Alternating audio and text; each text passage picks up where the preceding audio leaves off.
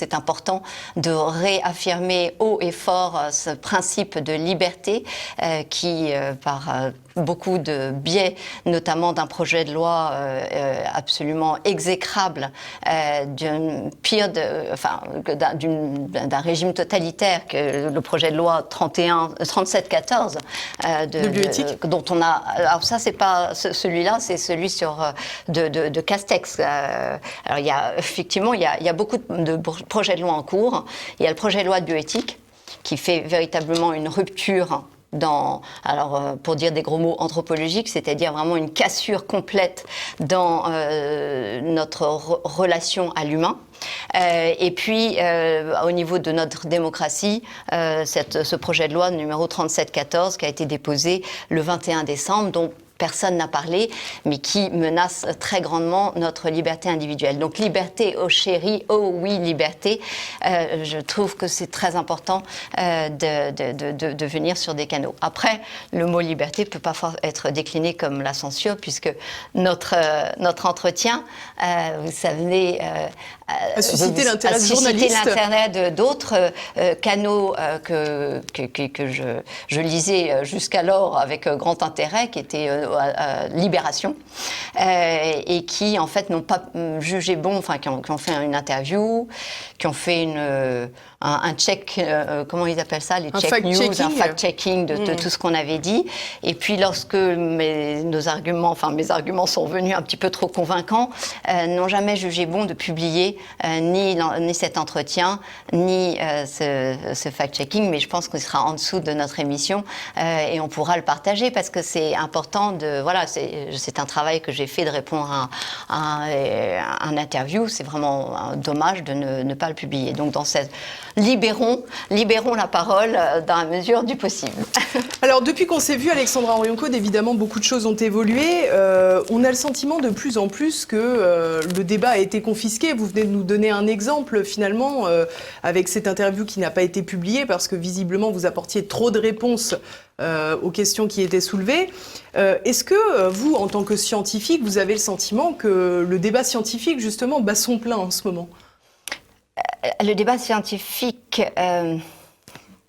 le débat scientifique, la science est tendue comme d'habitude et bien mobilisée, c'est-à-dire tous les scientifiques. J'ai des discussions absolument passionnantes parce que il nous a été donné de regarder les choses de façon différente, c'est-à-dire qu'en fait ce qu'on a, c'est des expériences en temps réel, à taille réelle, c'est-à-dire des essais cliniques massifs, gigantesques sur des populations entières, avec des essais, vraiment des essais de mesures qui n'avaient jamais été faites. Alors, on en a un cortège invraisemblable, que ce soit confinement, masque, vaccin, donc toutes ces données qu'on est en train de mettre à taille réelle des populations. Mais ça, c'est dans la sphère strictement scientifique, donc parce que finalement, dans la sphère scientifique, c'est incroyable. Voilà, du coup,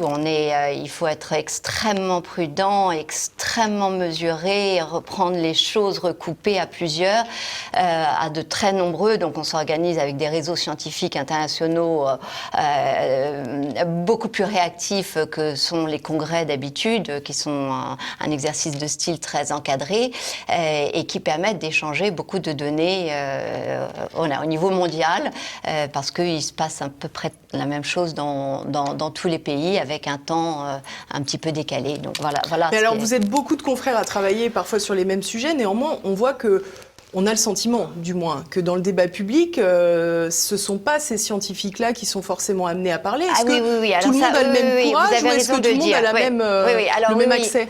Alors, j'ai vraiment l'impression que c'est le tip of the iceberg, le sommet de l'iceberg qu'on voit et qui monopolise la parole, qui ne laisse pas les gens parler. Et pourtant, j'ai eu la joie d'être interviewée par Monsieur Morandini, par Madame Mabrouk, qui a au moins le même professionnalisme que vous.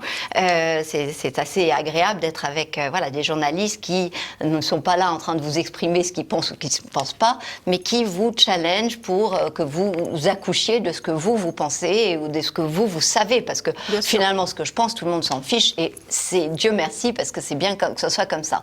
Et je pense que si vous me faites venir en tant que scientifique, c'est plutôt pour mes connaissances et non pas pour savoir ce que je pense. Bien sûr, pas pour vos opinions. Voilà.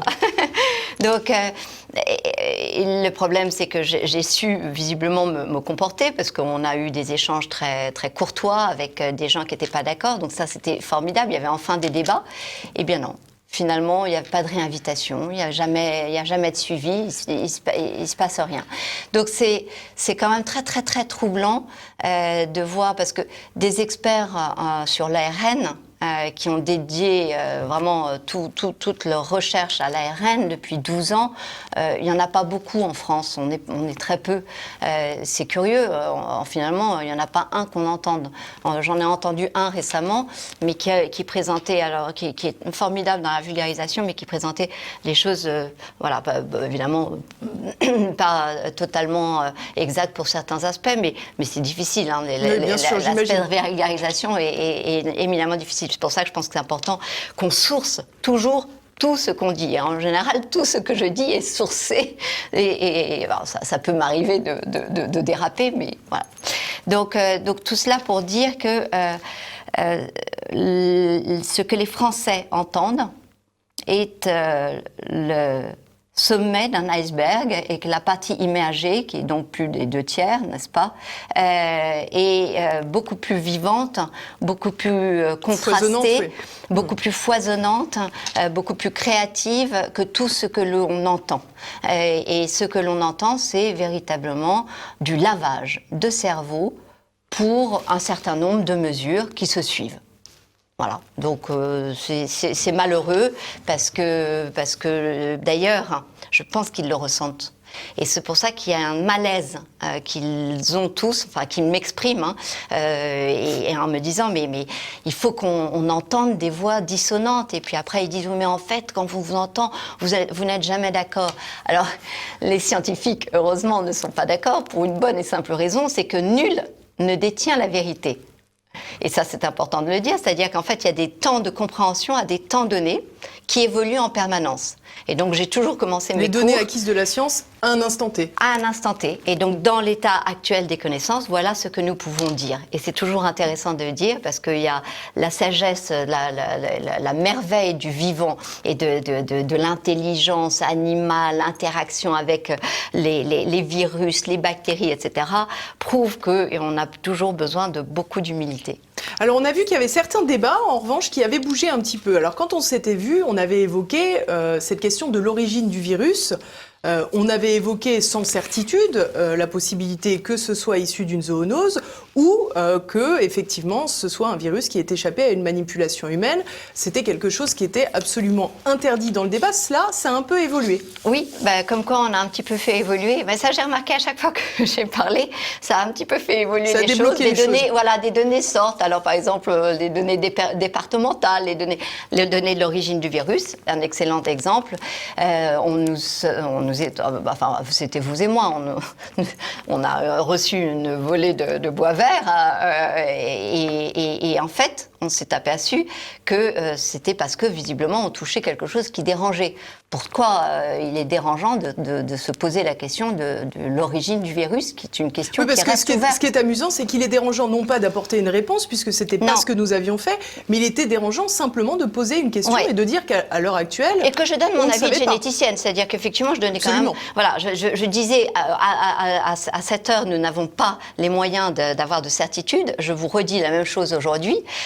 Cependant, j'ai échangé avec de plus en plus de collègues et nous sommes de plus en plus à avoir des points de vue, alors ou de virologues, ou de généticiens, ou de biochimistes qui regardent le SARS-CoV-2 et qui disent on dirait quelque chose, en tout cas c'est compatible avec une création de laboratoire. Ça pourrait être issu en tous les cas Ça pourrait être issu de laboratoire. Donc du coup le CNRS, le journal du CNRS a publié un article et alors du coup ça a un petit peu rouvert le champ de ce fameux dogme de dire tous les scientifiques disent que oui bon bah, vous en trouverez quelques-uns qui sont convaincus. Que seuls les complotistes considèrent que voilà, ce n'est pas le pangolin et la chauve-souris. Exactement. Alors voilà, donc ça c'était l'origine du virus. Il y a eu aussi, on avait traité sur lequel on est tombé, on nous est tombé à bras raccourcis dessus. C'était vous aviez évoqué la question de la vaccination en Afrique du Sud. La vaccination en Afrique du Sud, donc évidemment qui était parfaitement documentée, qui était en cours à l'époque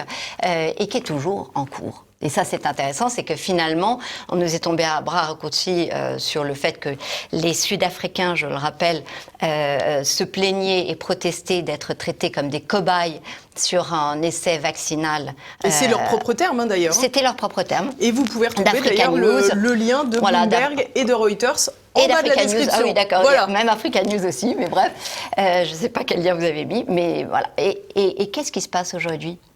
Eh bien, en fait, nous sommes toujours dans un essai clinique et toute personne actuellement, sur quelque sol que ce soit, de quelque pays que ce soit, qui est vaccinée, répond par le vaccin Pfizer en cours. C'est un sujet de protocole biomédical. Pourquoi ? Parce que l'essai de Pfizer se terminera en 2022. Ça, c'est écrit noir sur blanc. Ah, mais c'est-à-dire que c'est l'étude, elle a été protocolisée, donc dans le protocole, on dit que ça va durer un certain nombre de temps. Eh bien, ces temps, l'échéance vient en 2022. Donc d'ici là, toute personne qui finalement va se faire vacciner est un sujet qui se prête à être cobaye. Donc voilà, du coup, il faut juste le savoir. Alors évidemment, on va jouer sur les mots, parce qu'on va dire, ah oui, mais l'État a donné une autorisation transitoire d'utilisation. Mais là n'est pas le problème. Là, c'est du technocratique. Moi, je ne vous parle pas en technocratique, je vous parle en réel. Finalement, il y a un essai clinique en cours, il n'y a pas de réponse, et le fameux 95% d'efficacité est un chiffre intermédiaire pris sur un autre objectif que celui qui était destiné aux 2 ans, parce qu'ils ne peuvent pas le faire. Donc ils ont eu une dérogation pour le faire. Et donc l'objectif, je crois que c'était uniquement de réduire les cas sévères dans un premier temps. C'était ça, mais sauf que là, en l'occurrence, ça n'a pas été évalué. Parce qu'effectivement, pour le coup, on n'a pas. Il y a eu une forme de cas sévère qui a été rapportée dans le groupe vacciné, comme il y a eu des cas sévères rapportés dans le groupe non vacciné. Donc, quand j'entends dire ah oui, mais ça protège des formes sévères, ça n'est pas exact. D'ailleurs, ça n'avait pas le dessin expérimental du protocole n'a pas été fait dans un premier temps pour cela. Et pourquoi ? Parce qu'en fait, il n'y a pas assez de malades Covid. Ça, c'est peut-être intéressant aussi de le dire. Alors justement, avant qu'on s'attarde sur le vaccin, parce que ça va être le plus important de cette émission, évidemment, peut-être un petit retour sur l'état de l'épidémie, tout simplement. Où en sommes-nous aujourd'hui ? Alors, l'état de l'épidémie, nous sommes en début 2021. Il est temps de regarder les choses. Vers le futur. Non, les choses du passé. Qu'est-ce qu'on a eu ? Eh bien, nous avons colliger les données que nous avons réussi à récupérer de l'INSEE, parce que depuis elles ont disparu, depuis 1946. Donc je vous fais un cadeau en ce début d'année, c'est pour ça que j'ai mis ma jolie robe. Je suis venue avec des données que nous avons sorties et qui vous montrent finalement la mortalité depuis 1946. Alors vous avez différentes représentations, vous en avez une qu'on a faite annuelle, donc finalement qui vous permet de voir la surmortalité qu'il y a eu cette année par rapport aux autres années depuis 1946. Et donc vous verrez qu'il y a eu une surmortalité cette année qui est... Avec 2 petits pics rapprochés, alors oui, non, celle-là c'est une petite... La barre qui dépasse un petit peu à l'extrémité droite du graphe et qui montre que voilà, il y a eu une petite surmortalité. Alors maintenant, mais qui, si j'étais historienne, ne me semble pas justifier aucun des traumatismes qu'on a imposés à nos sociétés, aucun des Alors sacrifices moi, je vais faire qui ont été évidemment faits. l'avocat du diable, parce que je suis là pour ça aussi. Oui. Est-ce qu'on ne peut pas considérer que la surmortalité a été contenue grâce aux mesures qui ont été prises, justement, et prendre le problème à l'envers? Si ça vous va, on répondra à cette question après, parce qu'effectivement, je pense que le volet des mesures mérite un chapitre entier. N'empêche que si vous prenez les données, là, vous voyez une petite mortalité, donc qu'elle ait été contenue par tel ou tel aspect. N'empêche que, ce qui est très intéressant, c'est que des voisins, pour ne pas les nommer les Allemands, l'Allemagne n'a pas vécu cette surmortalité. Il n'y a pas eu de surmortalité. Mais on nous explique aujourd'hui que c'est fatalité. maintenant qu'il y a plus de cas en Allemagne. Oui, on nous explique, et c'est possible. Et ça, je peux vous expliquer aussi pourquoi par nos travaux. Alors, le deuxième aspect, c'est si on regarde mois par mois. Finalement, depuis 1946, on s'est amusé, entre guillemets, on s'est intéressé à rapporter donc, le nombre de morts, pour que tout le monde comprenne, rapporté à la population totale de l'époque, tous les mois, depuis 1946. Et vous voyez que voilà, on est dans des oscillations d'une amplitude qui semble assez comparable à celle qu'on peut avoir eue lors de ces dernières années. Et vous voyez que dans le temps, c'était bien plus dramatique, effectivement. Donc voilà, donc ça c'est vraiment pour voir, pour faire un état des lieux, parce que je sens quand même beaucoup de panique dans la population. On a vraiment l'impression que c'est la fin du monde. Que c'est une certitude, et ça ne me semble pas exact si jamais on prend un point de vue, encore une fois, un petit peu de hauteur, et qu'on regarde l'état des lieux de ces deux courbes. Voilà. Alors, on revient sur ma question de tout à l'heure, si vous voulez bien, la question des impacts des mesures qui ont été prises. Effectivement, on peut considérer que cette surmortalité a été finalement réduite grâce aux mesures qui ont été prises. Oui. Alors, je répondrai par ce petit camembert que je vous montre là, et qui montre que la partie gauche et la partie droite du camembert, les 2/3 de la surmortalité sont survenus pendant les périodes de confinement. C'est logique. D'une certaine manière, parce qu'on confine au moment où il y a le plus de gens en service de réanimation. C'est logique, mais 2/3, c'est beaucoup quand même. Et c'est intéressant quand même de se dire que voilà, c'est factuel. Moi, à ce stade-là, je ne fais aucun commentaire que vous donnez les choses. Ce qui est quand même incroyable, c'est que finalement, lorsqu'on regarde, en fait, pour comprendre l'effet du confinement, on n'a pas les moyens si on regarde au niveau national. Enfin, en tout cas, moi, j'ai pas compris, et mes collègues n'ont pas compris. J'ai commencé un petit peu à penser qu'on pouvait comprendre lorsque j'ai vu le profil aux États-Unis, et que j'ai vu comme de façon séquentielle l'épidémie arriver, et donc provoquer un pic d'épidémie plus ou moins élevé. Les pics très élevés, c'est donc vraiment alpin, oserais-je dire, hein, puisque on est dans la période des sports d'hiver. Même s'il n'y a plus de remontée mécanique. Qui nous sont interdits. Et ça aussi, encore beaucoup d'interdits. Eh bien, ces pics ne sont survenus que dans les pays qui ont confiné. Les monts, on va dire, hein, les Jura, les Vosges. Alors, on n'a pas beaucoup d'exemples, mais on a l'exemple de la Suède, c'est-à-dire que le seul endroit où on a vu un pic différent, c'est-à-dire un pic qui ne ressemblait pas à un pic alpin, c'est en Suède. C'est-à-dire, c'est cette espèce de forme que nous avait dessinée le ministre de la Santé, M. Véran, en disant « c'est ça qu'on veut ». Alors, c'est ça qu'ils ont eu. C'est pas ça que nous avons eu. Et ce qui est intéressant, c'est de regarder du coup département par département, parce qu'on voit ce qui se passe en temps réel.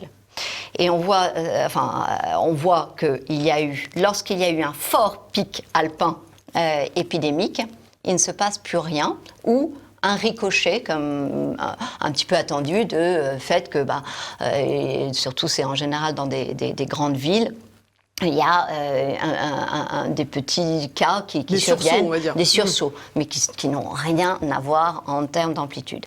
Ça, c'est le premier cas de figure. Le deuxième cas de figure, c'est qu'il n'y a eu aucun mort dans la région au moment du pic épidémique, et du coup, il y a un pic qui survient qui est survenue en novembre-décembre. Donc ça, on le voit très nettement aussi, et c'est très intéressant parce qu'on se dit, tiens, c'est étonnant parce qu'en fait, c'est leur premier pic épidémique, et évidemment, après, en chiffres, on dit c'est une deuxième vague. C'est une première vague, c'est toujours la première vague, et ses conséquences... Sauf qu'elle n'intervient pas au même endroit et elle se comporte pas pareil en fonction des mesures. Et troisième cas d'école, et c'est peu de morts pendant le pic épidémique. On confine, il ne se passe donc plus rien, et puis après, il y a un rattrapage qui fait qu'on a une courbe en U. Et c'est les trois profils qui existent. Et on a voulu pousser un peu plus loin, du coup on a regardé dans différentes villes du monde entier. Et nous avons obtenu les mêmes observations, la même configuration. C'est-à-dire qu'il y a trois possibilités où le pic terrible est du coup plus grand-chose avec des petits soubresauts, mais vraiment rien. Rien du tout, et puis le grand pic, ou la courbe en U. Ça, c'est très intéressant. C'est malheureux qu'on ne soit passé par des mesures totalitaires pour accéder à ces données, parce que pour moi, le mot confinement n'est pas exact. Hein. Je crois que nous avons été assignés à résidence, et j'aime vraiment citer Camus, qui nous expliquait que mal nommer les choses, c'était ajouter du malheur au monde. Et je pense que ce que nous avons vécu dans cette crise, et que nous allons vivre si nous continuons sur cette mauvaise pente, c'est qu'à force de mal nommer les entités, de mal nommer les choses, nous ajoutons du malheur à nos concitoyens et au monde d'une façon générale.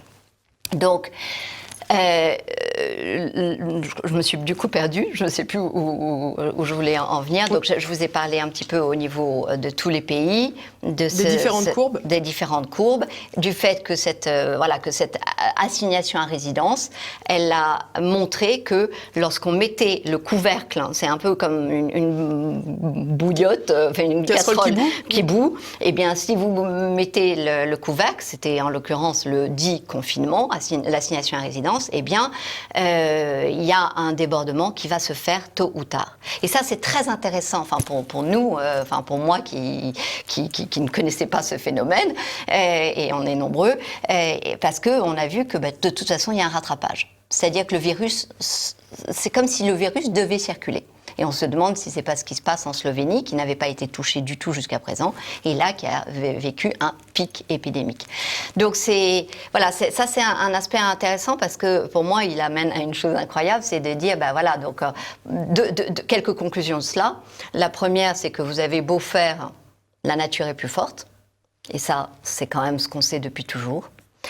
La deuxième chose, donc le virus devait circuler. La deuxième chose, c'est que cette notion d'immunité collective, alors on ne va pas jouer sur les mots, on va dire c'est quand même un phénomène qui fait que soit c'est l'immunité, soit c'est le virus qui devient moins méchant, mais de facto, une fois qu'il a bien circulé, eh bien la population n'est plus à risque. Et ça, c'est aussi une conclusion phénoménale de cet épisode d'avoir imposé une mesure totalitaire à notre pays. Alors j'aimerais qu'on revienne à présent sur la question des tests RT-PCR dont on a beaucoup parlé en France depuis le début de cette crise. Alors au début c'est parce que la France n'en avait pas, un peu comme les masques. Aujourd'hui on en a énormément et on a dorénavant quasi la conviction que les résultats ne sont pas toujours extrêmement fiables. Parfois on parle de plusieurs dizaines de pourcents de faux négatifs notamment. Alors est-ce qu'il existe des alternatives plus efficaces, premièrement ? Et puis, est-ce que finalement, cette incertitude quant aux résultats n'a pas laissé s'infiltrer des convictions, notamment autour des asymptomatiques ? Eh bien, vous ouvrez encore un mot qui a été mal nommé, c'est le mot cas. Parce que finalement, ces RT-PCR, elles reposent sur cette idée qu'à partir du moment où vous êtes PCR positif, vous êtes un cas. Et évidemment, ça. Je le savais que j'étais un cas. Ouais, ça vous savez. Et c'est pour ça que je suis là. C'est un problème d'avoir mal nommé les choses. C'est un problème d'avoir attribué à une technique, cette fameuse PCR, la capacité diagnostique qu'elle n'a pas, qu'elle n'a jamais eue, que le CDC avait d'ailleurs, le centre de maladies, après l'OMS, qui a été quand même, qui s'est imposé de son autorité dans le monde comme étant, voilà, un peu le parole d'évangile, eh bien, nous explique que ces tests PCR ne sont pas à visée diagnostique. Pourquoi ? Parce que pour la bonne et simple raison que si jamais je vous fais une PCR, à ce moment-là, il faut que je le séquence pour être sûr que j'ai bien amplifié ce que je pense avoir amplifié et que je vois d'ailleurs s'il est mutant, pas mutant et tout ce cortège d'observations qui n'a pas été fait. Donc, alors ça, je vous coupe parce que c'est très intéressant. On entend parler du séquençage génomique depuis peu de temps, notamment à cause des variants dont on entend parler, britanniques, sud-africains, etc. Mais vous m'expliquez, je crois que le virus SARS-CoV-2 n'avait pas été isolé. Alors, il a été... il a dit être isolé. Les spécialistes, alors ça, je ne fais pas partie de cette catégorie de scientifiques dont j'écoute ce qu'ils me disent, mais alors c'est quand même des pontes dont j'ai les emails, parce qu'on est en communication directe, expliquent qu'effectivement l'isolation qui a été faite du virus est très critiquable parce qu'elle ne suit pas le protocole de Koch. KOCH, comme le bacille, qui répond au fait à l'exigence que quand vous suspectez, vous avez un des nouveaux malades, vous suspectez qu'il y a un agent infectieux, et donc vous allez isoler cette soupe d'agents infectieux pour pouvoir voir si effectivement il porte sur un modèle animal, par exemple, en plus on savait lequel, hein, ça devait être forcément, je ne comprends pas que les Chinois ne l'aient pas fait, c'était forcément donc la chauve-souris et le pangolin qu'ils ont sous la main, et il fallait démontrer que cet agent infectieux était capable de provoquer il faut le faire à l'inverse pour revalider que ce soit bien le responsable. Et pour dire c'est lui le responsable. Bien et à ce moment-là, voilà, on regarde en microscopie électronique, etc., etc. Et donc effectivement, les spécialistes disent ça n'a toujours pas été fait. Donc on est en attente. On est en attente de ce grand trou béant d'une histoire scientifique. C'est-à-dire pour faire l'histoire naturelle de la Covid-19 ou du SARS-CoV-2, on a besoin de cet élément qui est manquant et qui est gravement manquant. Donc toujours dans le scénario de ce que nous avons vécu, c'est cette histoire de cas. Finalement, du coup, on nous a dit ah bah oui, PCR positif. Donc mais oui, c'est parce que vous êtes asymptomatique.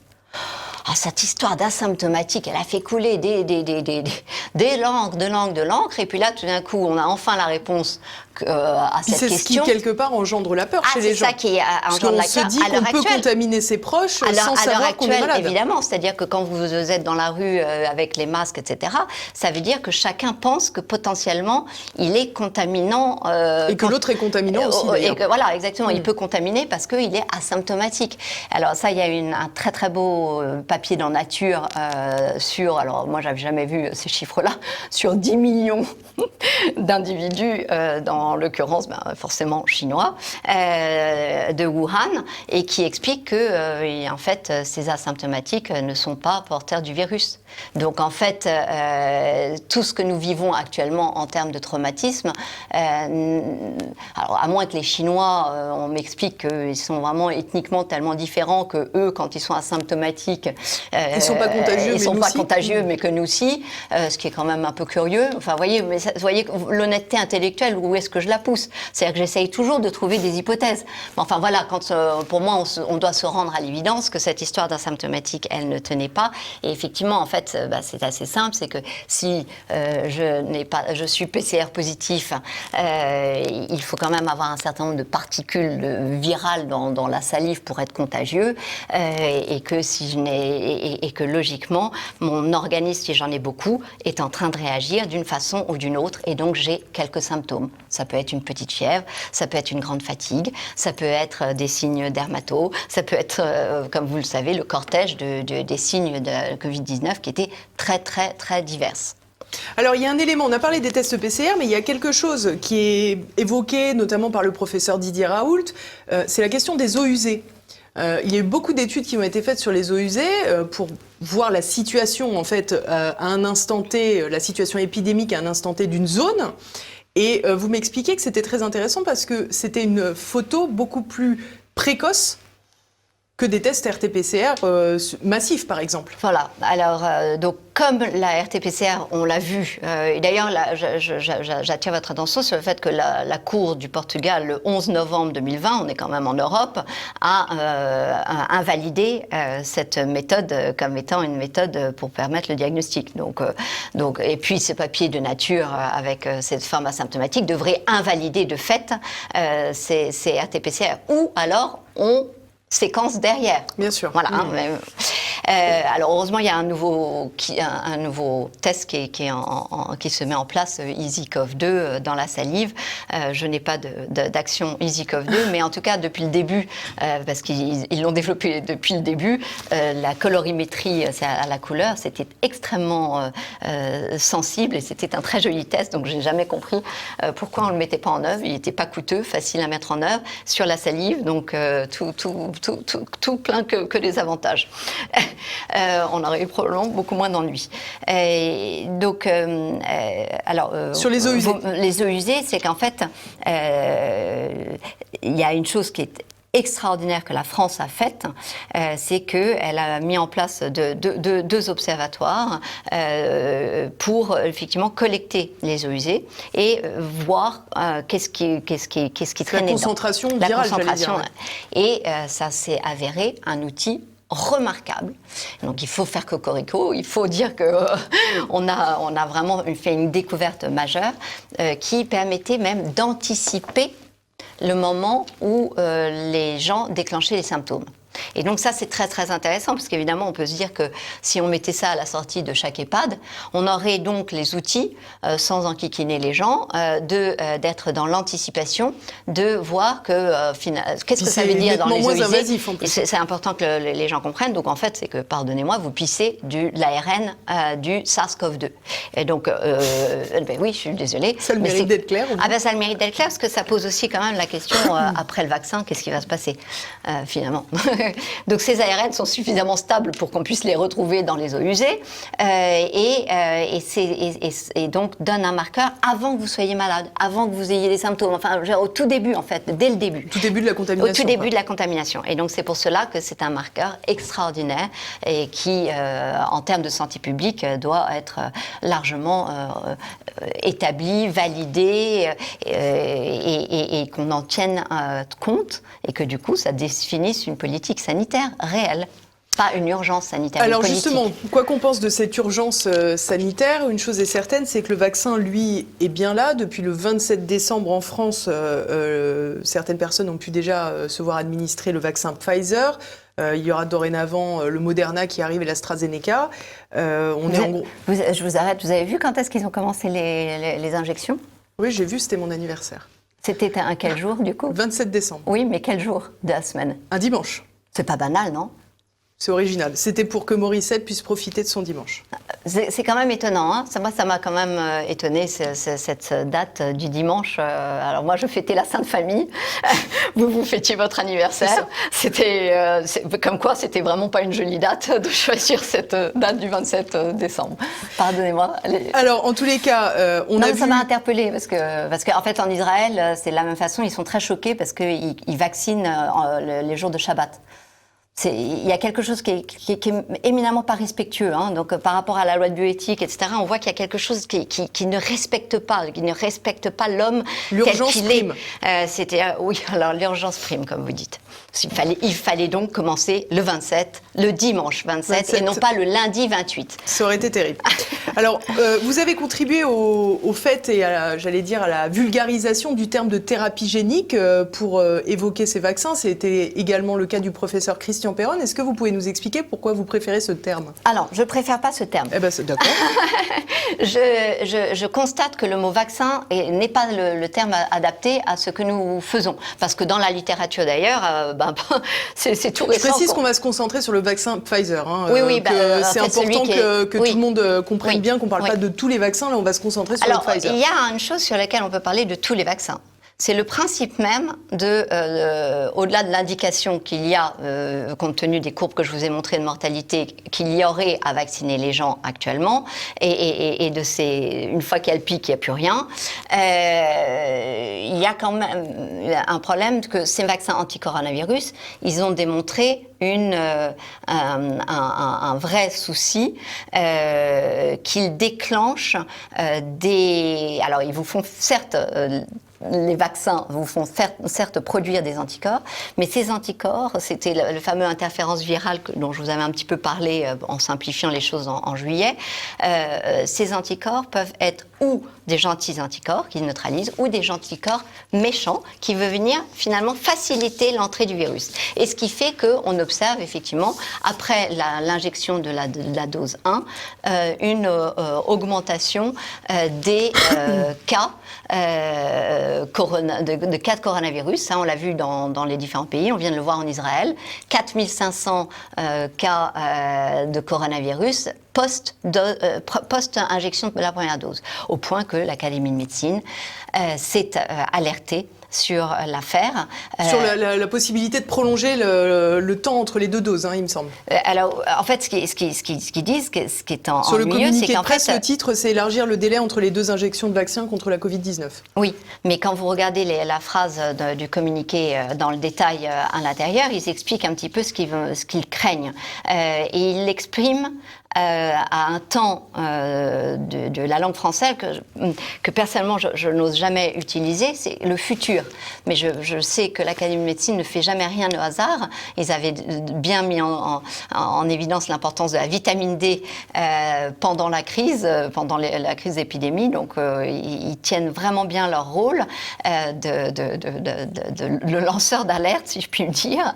Et ils utilisent le futur pour dire que au plan collectif, l'obtention d'une couverture vaccinale élargie mais fragilisée par un faible niveau d'immunité constituera un terrain favorable pour sélectionner l'émergence d'un ou plusieurs variants échappant à l'immunité induite par la vaccination. Alors, c'est assez clair. Enfin, pour nous, dans notre jargon, c'est très clair. Ça veut dire que la politique du gouvernement de décider de massivement injecter la première dose sans savoir, du point de vue logistique, quand est-ce qu'on va injecter la deuxième dose et sans non plus assurer un suivi en alertant les gens qu'ils sont dans un contexte de faible immunité, risque effectivement non seulement de les mettre en danger, puisqu'effectivement, ils disent bien que... Ils disent qu'il faut prescrire un renforcement des mesures barrières pour ces sujets et que par ailleurs, il faut éviter d'espacer les deux injections pour les plus de 50 ans. Voilà, parce qu'effectivement, cette faible immunité qu'ils vont avoir les rend particulièrement vulnérables à l'infection.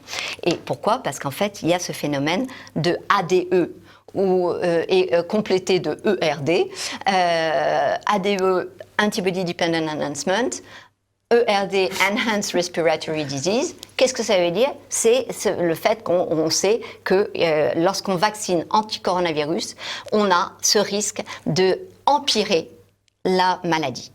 Et ça, c'est une chose sur laquelle les scientifiques ont alerté en disant qu'il faut un consentement éclairé spécifique au vaccin anti-coronavirus. C'est-à-dire que ce n'est pas le problème du vaccin, c'est le problème de dès qu'on va vacciner anti-coronavirus. Donc ça, c'est un aspect qui est important et qui dépasse le Pfizer. Si maintenant on revient au Pfizer, c'est ce qu'on appelle ce vaccin ARN. Non, c'était pas comme ça qu'on l'appelait. On n'appelait pas ça un vaccin ARN, on appelait ça effectivement des thérapies géniques à base d'ARN. Je travaille depuis 12 ans à cela, c'est-à-dire qu'en fait je suis d'abord une amoureuse de l'ARN, une adepte convaincue du pouvoir de l'ARN de faire énormément de choses, au point que j'ai même été associée éditeur d'une revue qui s'appelle Current Gene Therapy, c'est-à-dire thérapie génique actuelle, dédié à l'ARN. Donc, s'il y a vraiment quelqu'un qui est intéressé par soigner par l'ARN, et surtout qui n'est pas réfractaire à utiliser l'ARN. Non, sinon je ferais autre chose. Hein. Mais évidemment. Donc, non, mais ça c'est important aussi, parce que c'est pas une question dogmatique. Mais bien entendu, ni sur les vaccins, ni sur l'ARN. Au contraire, je veux dire, moi, au contraire, je suis extrêmement malheureuse de ce qui se passe parce qu'effectivement, en revanche, parce que je connais l'ARN, parce que je connais tout ce toute cette littérature, tout le potentiel, l'administrer à des individus sains me paraît effectivement de l'ordre de la folie. C'est-à-dire, vraiment, je pense que c'est inconcevable, compte tenu de la versatilité de cette molécule d'ARN, d'être capable d'interagir avec une foultitude de molécules, d'être capable d'être coupé en petits bouts qui peuvent vous faire aussi plein de choses, etc. L'utiliser sur des individus sains, c'est pour moi pure folie. D'ailleurs, il n'existe pas...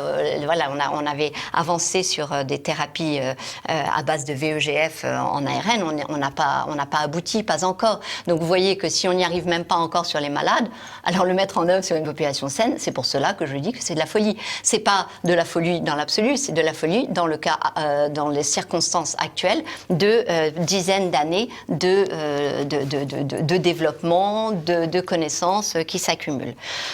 Alors ça, malheureusement, ou heureusement, ce que vous évoquez, c'est la crainte de voir des effets secondaires se produire, mais à long terme. Ouais.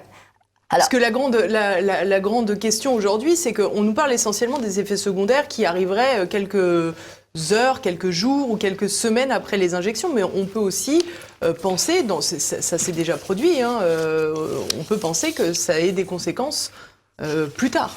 Oui. En tout cas, pour vous revenir sur le mot thérapie génique, ça ne me semble pas exact. Pourquoi ? Enfin, c'est le terme que j'ai effectivement utilisé parce que je ne trouvais pas d'autres mots. Parce qu'en fait, c'est le mot qu'on utilise chez nous. Mais la thérapie, elle s'adresse à des gens malades. Absolument. C'est ça la nuance. Donc ça n'est pas une thérapie génique. À ce moment-là, ça n'est pas non plus un vaccin parce qu'il ne répond à aucune des catégories de définition de vaccin qu'on connaît jusqu'à présent. Donc c'est une information génétique. Et donc en fait, on est sur un mode... alors, si vraiment, pour pas perdre les gens, on va utiliser le mot vaccin, à ce moment-là, c'est un vaccin génique expérimental. Mais il est très important de garder bien le mot génique, parce que sinon, on est en train de tromper la personne. Le but étant de vous injecter une information génétique dans votre corps. Et ça doit être clair pour les gens. C'est-à-dire que, vous savez, on a fait des tomates OGM.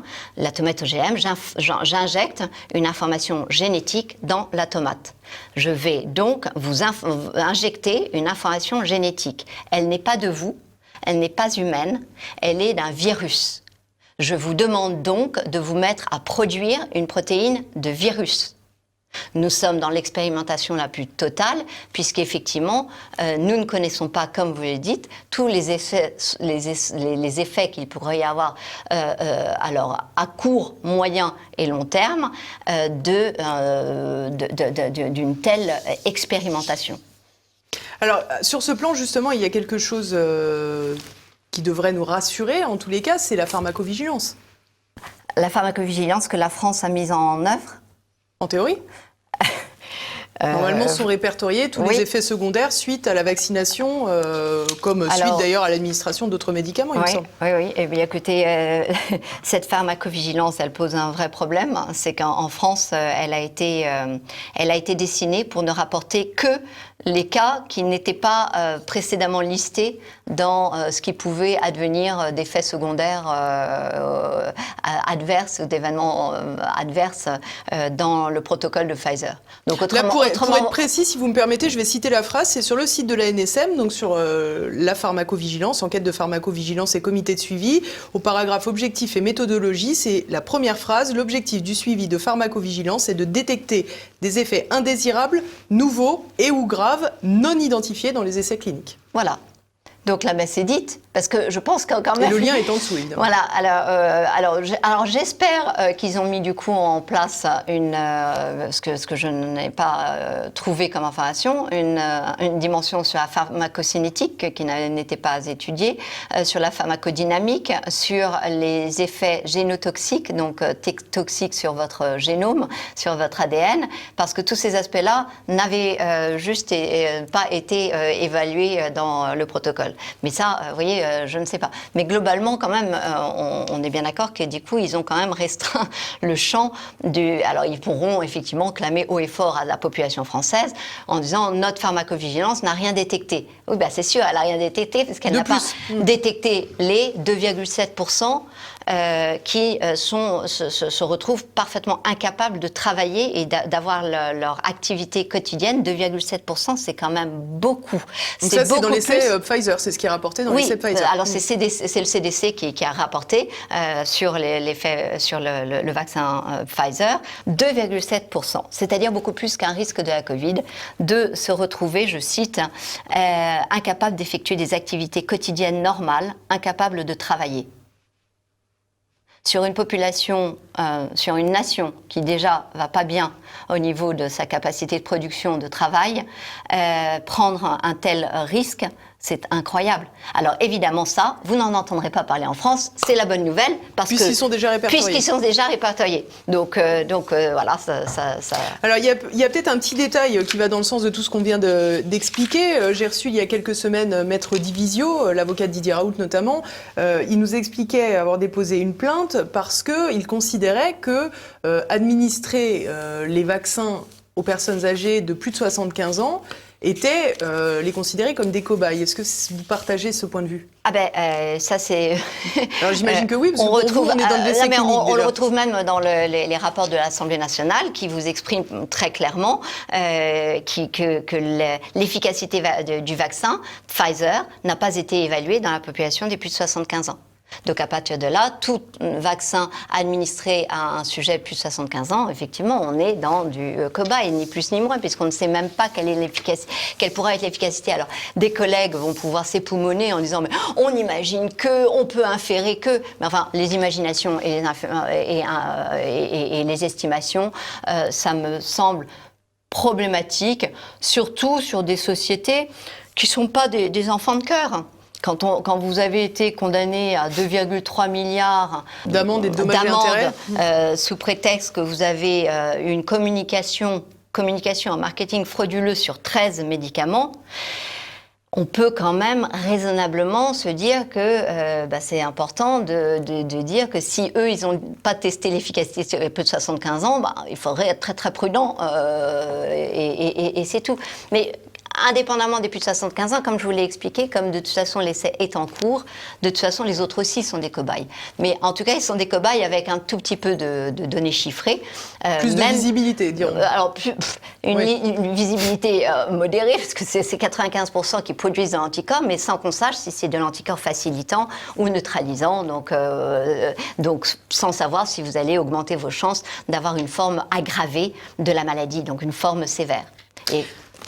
Alexandra Orion-Caude, on arrive à la fin de cette émission. Est-ce que vous avez le sentiment, déjà, et oui, on est déjà à plus de 50 minutes. Je pense que je vais revenir alors, parce que j'ai rien dit de tout ce que je voulais dire. Est-ce que vous avez le sentiment de vous battre seul ? Alors ça rejoint un peu le début de cette émission où vous disiez que vous aviez finalement une communauté scientifique foisonnante autour de vous, mais comment expliquez-vous que pas davantage de scientifiques montent au créneau ? Il faut du courage pour y aller quand même. C'est-à-dire qu'en fait, il faut alors, ils sont tous là. On est tous là, c'est-à-dire on est plus de 30 000 médecins quand même, hein, c'est pas rien. On est 100 000 citoyens, je veux dire, c'est vertigineux. Hein, on n'a jamais rassemblé. On est au niveau international avec la déclaration du Great Barrington dans des chiffres de pareil, hein, de plusieurs dizaines de milliers, ce qui n'a, sur le plan scientifique, à ma connaissance, n'a jamais été un rassemblement aussi important. En revanche, ceux qui l'ouvrent sont peu nombreux. Pourquoi ? Parce qu'il y a la censure. Je vais dire quand même, moi, mes vidéos YouTube en 2h30, elles ont été censurées. Mon compte Facebook a été supprimé. Mon post sur LinkedIn a été supprimé. Un post uniquement, bon, ça va. Donc on voit bien qu'il n'y a pas que Trump qui se fait censurer. Il y a aussi une parole scientifique qui se fait censurer. Donc ça, c'est le premier aspect. La deuxième, il y a quand même une dimension de courage. C'est qu'effectivement, il faut accepter de s'en prendre plein la tête. Et alors moi, ça ne me dérange pas. Pourquoi? Parce qu'en fait, d'abord... D'ailleurs, j'aime bien ça. Oui, mais en fait, je vais vous dire, je ne fanfaronne pas et je ne fais pas là du défi. Mais j'ai la chance, et ce n'est pas le cas peut-être de tous mes collègues scientifiques, que 100% de mes travaux scientifiques, c'est-à-dire 100% de mes articles scientifiques, soient régulièrement cités, c'est-à-dire que tous mes articles ont servi à quelque chose et qu'il ne se passe pas un jour sans qu'il y en ait au moins un qui soit cité, tous les jours. Tous les jours. Donc ça veut dire quoi? Ça veut dire que ma contribution scientifique, elle est là, elle est réelle et personne, on peut avoir des tas d'avis sur le fait que j'ai un cheveu là ou pas un cheveu là, que j'ai une fois que je trouve ça incroyable que des collègues aient osé l'ouvrir sur ma foi, alors que c'est évidemment quelque chose qui me semble personnel. Si j'avais eu besoin de faire un coming out sur le sujet, je n'avais pas besoin de mes anciens collègues. Donc vous voyez, là, il y a quand même un discrédit qui est apporté à la parole qui est proprement scandaleux. Moi, je ne les critique pas. D'abord, j'ai beaucoup d'amour et d'affection pour eux, véritablement, et je la conserve. Je trouve qu'on peut ne pas être d'accord, mais ne pas être capable de débattre, c'est-à-dire ne pas accepter la confrontation, c'est déjà une fuite.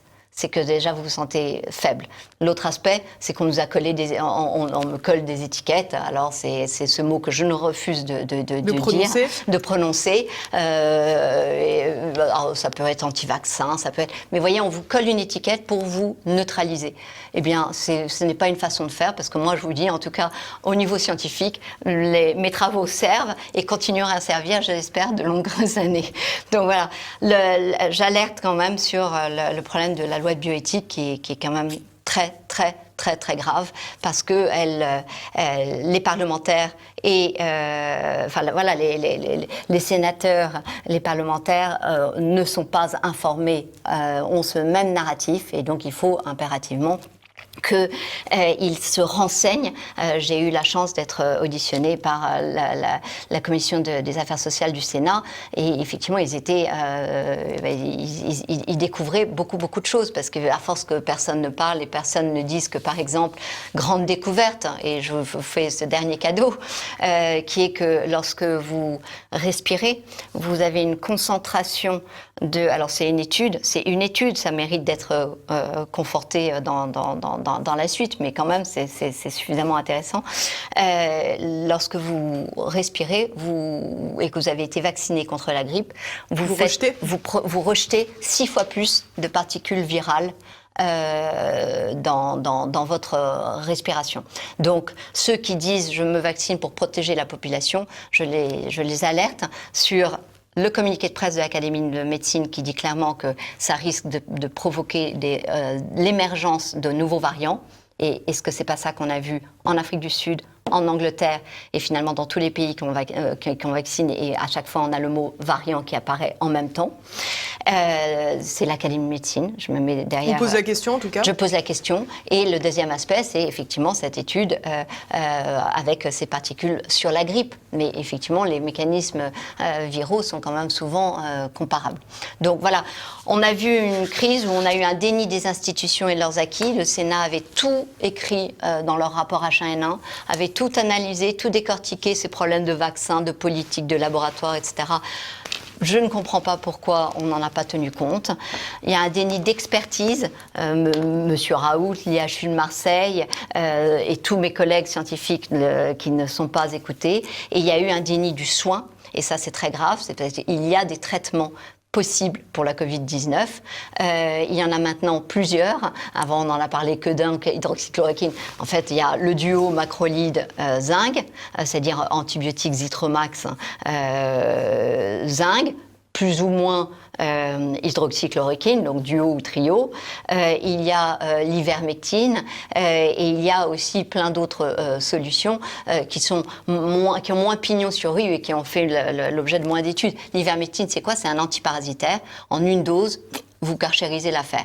C'est quand même très très intéressant. Non mais donc voilà, donc des solutions, des traitements, ils sont là. Hein. Donc et c'est des molécules qu'on connaît depuis vraiment bien longtemps. Il y a aussi le clofoctol, qui était un suppositoire qu'on administrait même aux enfants, mais qui a été retiré du marché. Et pourtant l'Institut Pasteur de Lille dit mais c'est extraordinaire. Donc pareil, il faut à se demander pourquoi on le met pas en œuvre. Voilà, donc des solutions, il y en a. La vaccination, je le répète, a un certain nombre de problèmes. L'ARN peut devenir ADN, l'ADN peut s'intégrer au génome. Et ça, c'est comment je le sais? Comment je sais que Pfizer sait qu'il y a un risque? C'est qu'ils ont traité les patients HIV à part. Qu'est-ce qu'ont les patients HIV? Ils sont immunodéprimés, vous allez me dire. Oui, ils sont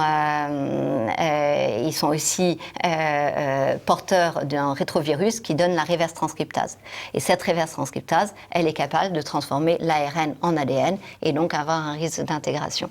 Donc on nous explique que c'est impossible, hein, que ce renversement. On nous explique. Et alors là, j'étais stupéfaite parce que des anciens collègues de l'Institut Imagine de Necker répondent dans le même interview de France Info. Ils disent voilà, c'est pas possible, mais ils parlent quand même des patients HIV, c'est-à-dire qu'ils savent que certaines personnes peuvent avoir du virus. Et alors, ce qu'ils ne savent peut-être pas, c'est qu'on peut aussi avoir des virus qui ne sont pas des HIV, qui sont des virus silencieux, des spumavirus, et qui peuvent vous donner la reverse transcriptase. Mais qu'est-ce que j'en sais, moi, si vous avez le spumavirus? Je ne sais pas parce qu'il est silencieux, il ne donne pas de symptômes. Donc on ne sait pas. Donc en fait, prodigieusement, il faut dire qu'on ne sait pas et que si jamais il n'y avait vraiment aucun risque de transmission à la descendance, alors pourquoi il y a des pages et des pages entières du protocole de Pfizer qui sont dédiées au fait qu'il est très très important d'être sous contraceptif ou d'avoir des rapports protégés ou même d'être passé par la vasectomie pour les hommes dans le protocole de Pfizer. C'est-à-dire que très clairement, ils expriment dans leur protocole qu'il ne faut pas être en risque de tomber enceinte ou que ce soit homme ou femme. C'est pas banal. Alors comment est-ce qu'on peut l'expliquer si ce n'est qu'il y a un risque de transmission aux générations suivantes?